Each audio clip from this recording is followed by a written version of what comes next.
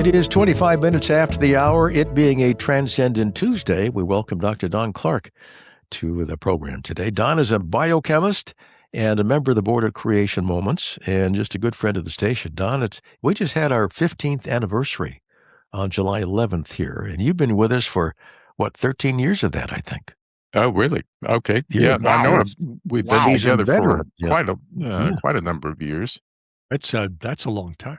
It is. An immense number of podcasts on our website there. And you can go back a long ways and cover a whole range of topics. A lot of it is Old Testament teaching, and in Genesis and in the book of Daniel was. But then we've also talked a lot about, especially during COVID, we got into vaccines and vitamins and how you protect yourself without the vaccine, and we've talked about brains before, and that's the topic for today. Your brain is in the spotlight, and we're about to reveal how you're being manipulated. How I'm being manipulated? Well, all of us are. Okay, all of us. Talking to our listeners out there who are wondering, well, who could manipulate my brain? Well, we're about to clue you in, and I'm reminded of a time, maybe 3 years ago, we talked about some new brain research, that concluded that ideas do not form in the brain itself, but come externally from some other source. And the brain is like a radio receiver. You just tune into it, and then you take action on it. In other words, the brain helps convert an idea, a concept, an imaginary premise, and makes it real, because you write it down, you share it, you build something around it, you accomplish something within the culture around it, but it starts elsewhere. Here, this article from Epoch Times Health tends to say the same thing, but it could be your cell phone. Well, it could be your cell phone, could be your computer. It's definitely social media is kind of what we're talking about today. And the algorithms behind what is being presented on your social media. So, as you scroll down in your social media, if you pause, you don't even have to stop. You could just, pause a little bit at a particular post. Then the algorithms know that, oh, you're interested in that type of material. Well, we can show you more of that. And pretty soon you start, you keep scrolling and you get more posts related to what you paused at. And then if you find something that tickles your innards, then, you'll spend more time with it. And so the system is designed to not only study human behavior, but it's human behavior engineering at its worst. One would say at its best, but the folks that are most successful in doing the background engineering behind these systems are the ones that get you to keep going and keep scrolling long after you've said, well, I'm just going to do this for 15 minutes. Hour and a half goes by and you're still doing it. They have succeeded. And it used to be like marketing firms and advertising agencies that would manipulate us through advertising, through words, through music, through TV commercials to buy a certain product. But this goes even deeper, doesn't it? It does. Obviously, advertising is a key factor in this, but it's also opinions.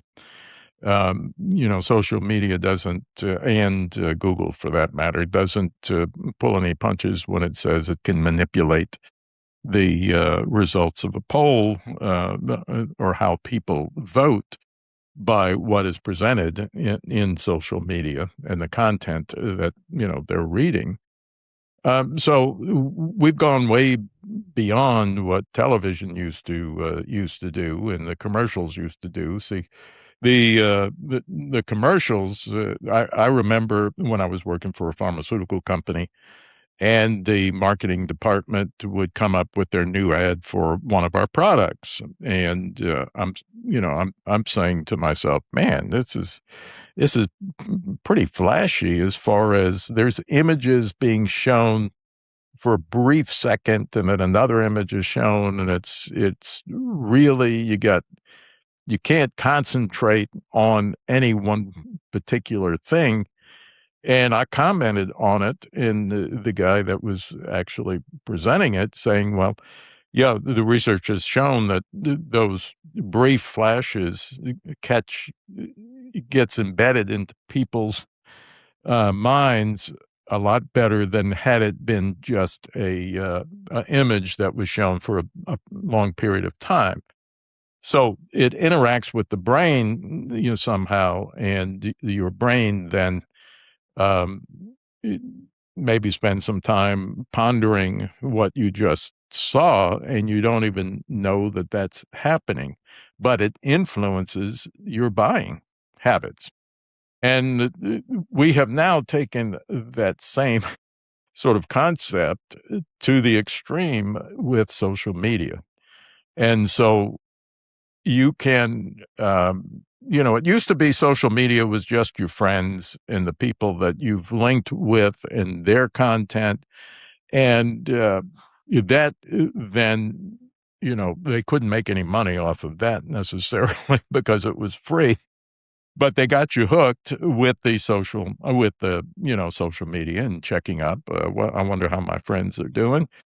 And then pretty soon, you start seeing an advertisement for something. And then if you pause on it, or if you click on it, God forbid, you're going to get hundreds of them now, not necessarily from the same company, but from all different kinds of company, because the algorithm says, oh, you're interested in that particular type of product. So we've got many companies now buying ads, and since you've shown an interest in that, we're just going to show you more. And so now, try to scroll through your social media and get content from your friends.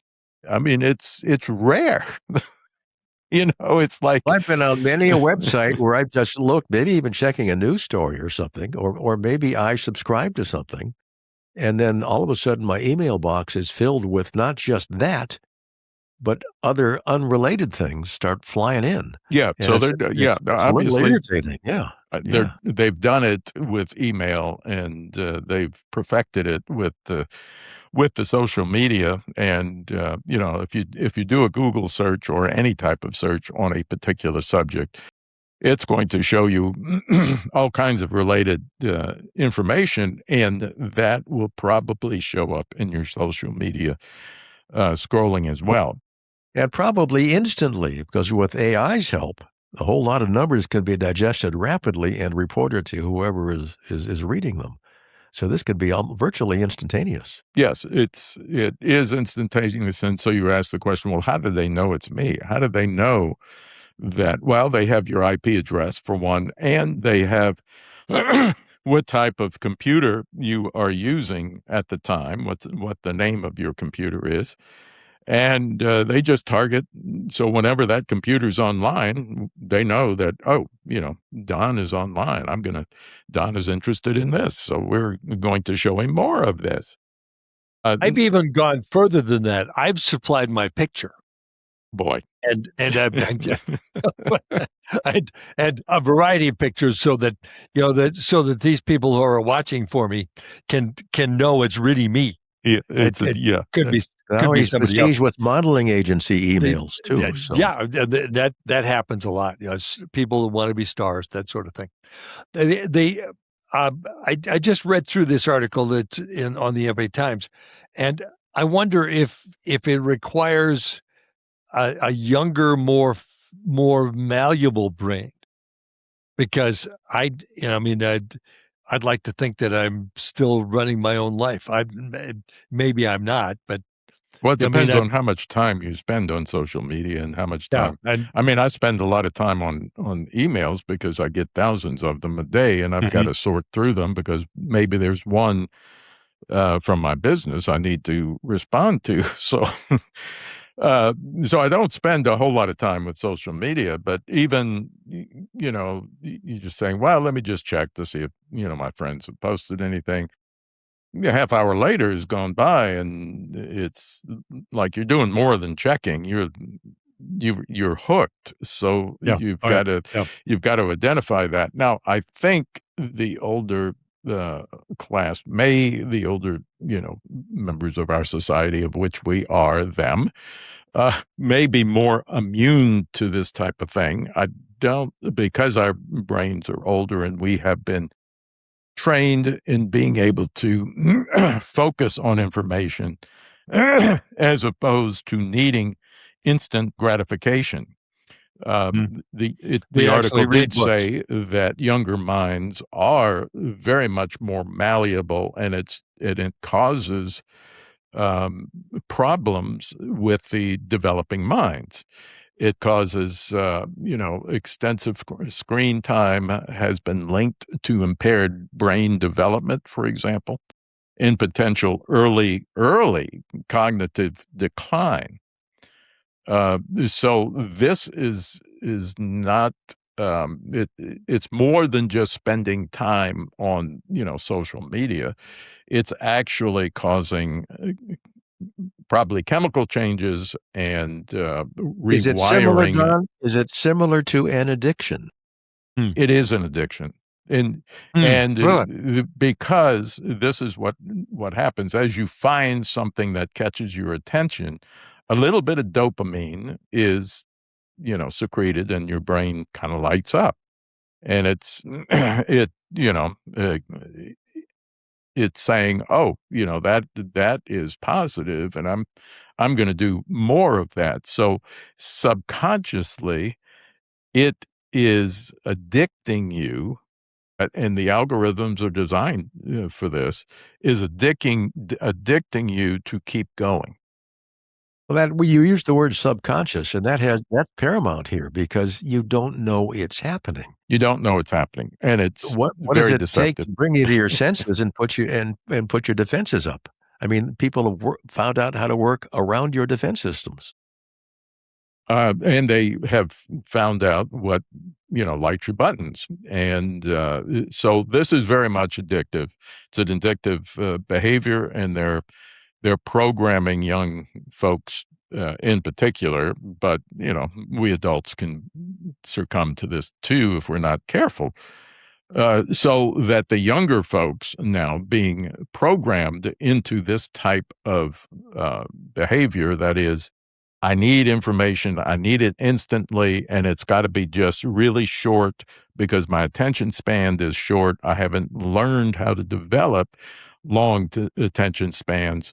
And, don't ask me to read a book because I don't have the attention span for that anymore. And so the things that we used to do as not only individuals, but as a society, we're losing that ability. And yes, AI is behind this because it is gathering the information and then responding back and feeding you what it thinks, and does a very good job of knowing what you want to look at. That these younger folks are losing the ability, or not acquiring the ability, to concentrate and to focus their attention. The And article refers to it as brain rot, and there's a paragraph I want to jump out and extract for you here. It says, at the same time all this is happening, it can crowd out activities that support brain health, such as deep thinking and reflection. The threshold for boredom drops. Reading a book can start to feel difficult. Sitting quietly can feel uncomfortable. In other words, this stuff replaces what's important to you. yeah, I mean, what really develops cognitive thinking, for example, the function of that aspect of us which makes us human Mm.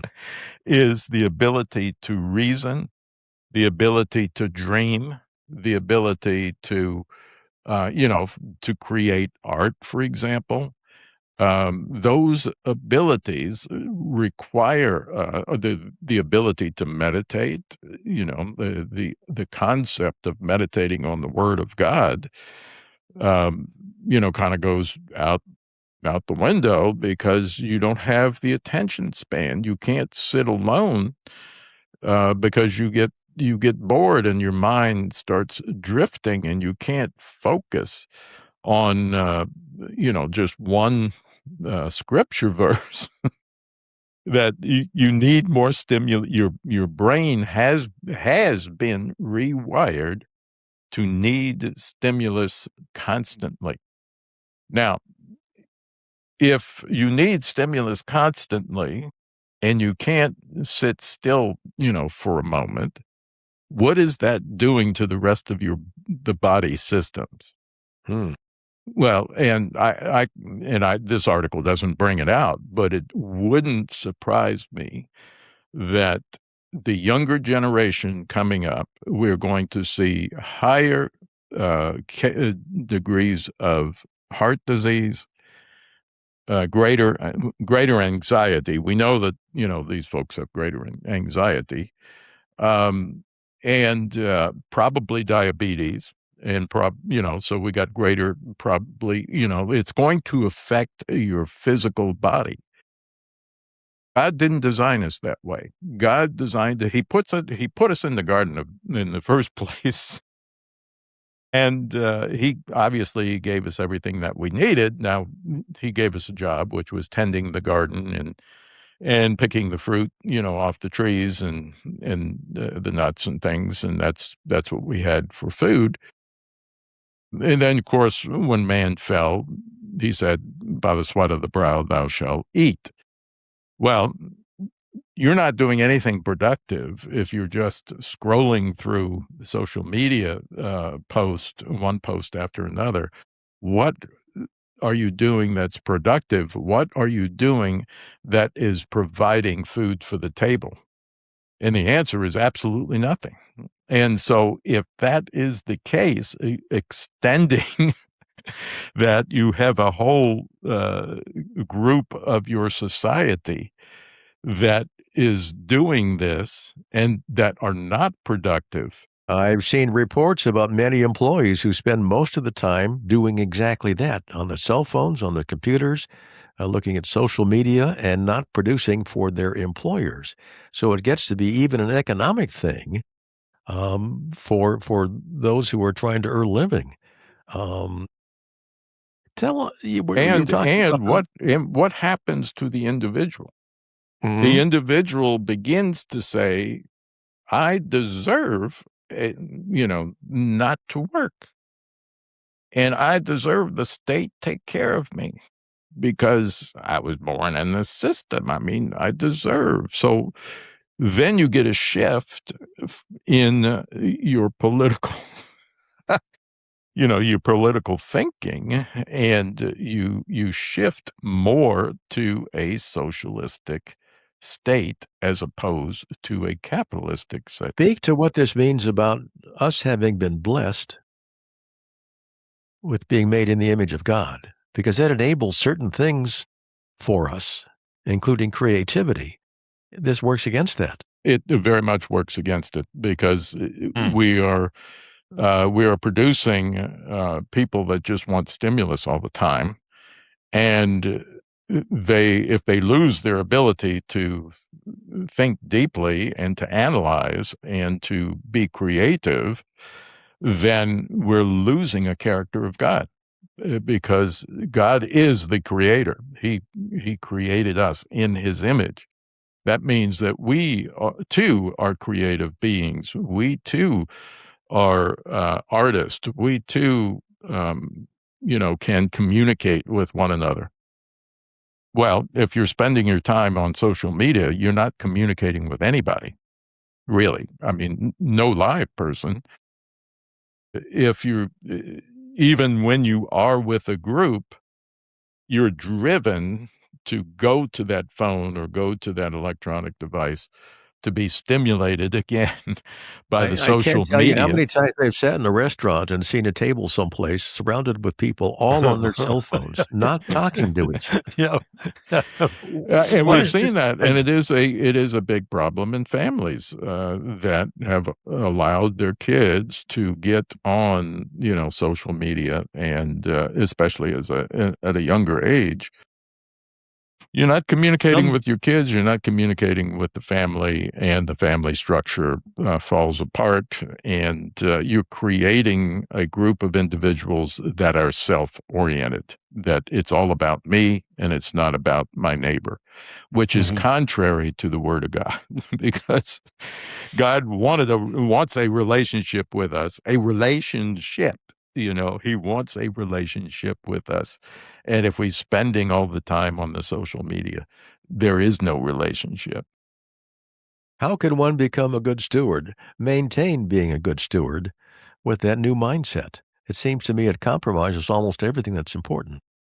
Well, it does, and your brain has actually been rewired. It's a physical rewiring. It's just like if you're constantly being afraid, fear causes your brain to be rewired. This causes your brain to be rewired to demand instant gratification. So it's a very negative thing. So how do we work around this? Is there anything that we can do or that society can do to overcome this? Well, I think if you have a group, within your workplace, you can demand and set up your computer systems so that, from the time you get there, 9 o'clock, let's say, to 5, or 9 to, whatever, or 10 to whatever, it's a social media blackout. And you can black those sites out with internet filters so that people cannot get that. Now you have the same problem with the phone. How do you do that? Um, you have to be, you have to instill some discipline in the system, and either you take their phones away during that time and only use the computer that's provided by the company, or they have to have some type of protection on their phone so that they can't engage in this type of. And I know that there are public schools that collect all the cell phones and keep them away from the students during teaching time, which seems to me a positive thing. I'm not sure how uniform that practice is because the parents complain, "Oh, I want to be in touch with my kid, What if something goes wrong?" Well, you need to address that need as well. But that But that need was addressed long, long ago. I mean, when we were going to school, I mean, if there was truly a need, you would go to the office and, "Oh, your Yeah, but you see, child now has a we're like stomach you ache," said, and they would call the parents. instant gratification, that takes time, Yeah, that takes and I wanna know right now time. what's going on, That we're getting Well, that accustomed. means that the parents need the instant gratification too, which Exactly, yeah. so they have fallen into the trap.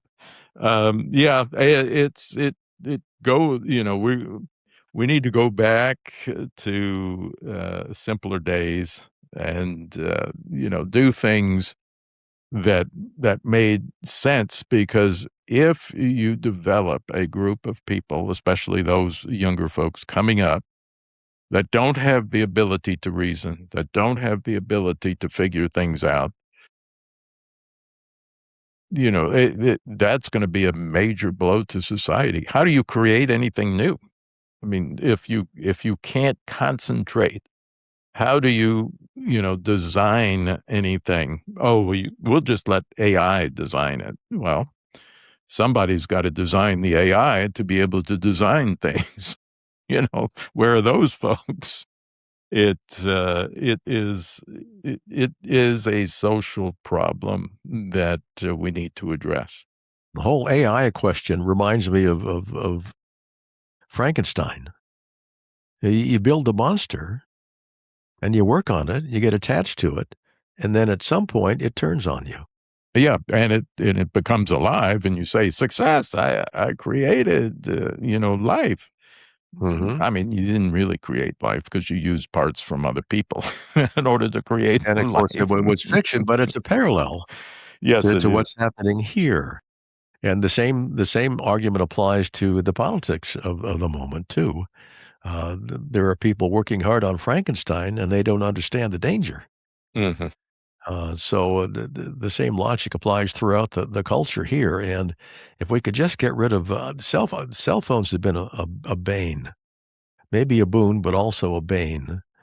And I'd love to see them go back to just phone calls, Yeah, just period. being phones. I mean, Yeah, I remember the yeah, old flip phone, and then we had yeah, texting, yeah. and trying to do texting on a flip phone was a problem. I mean, Uh, it you gotta mhm. punch this key multiple times to get the letter that you want.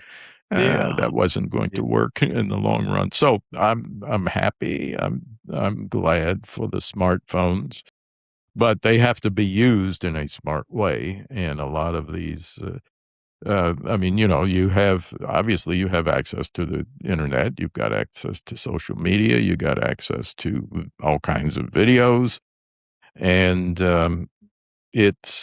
we've opened up the world in the palm of your hand. The world is not necessarily a very good place. yeah, I know. Hmm. 'Cause I think we need to make some changes here, societally, culturally, spiritually. Dr. Don, again, speaking of making some changes, you might want to pay a visit to creationmoments.com. Don, a member of the board of Creation Moments. There you'll find a library, an archive full of scientific information that helps explain the biblical story of creation so you can understand it, so you can teach it, so you can share it with your Bible groups and small, just one-to-one conversations with your family, with friends.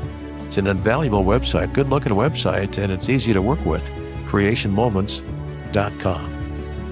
Don, we appreciate you so much. Thank you for bringing what you bring us, and we'll look forward to next week. Okay?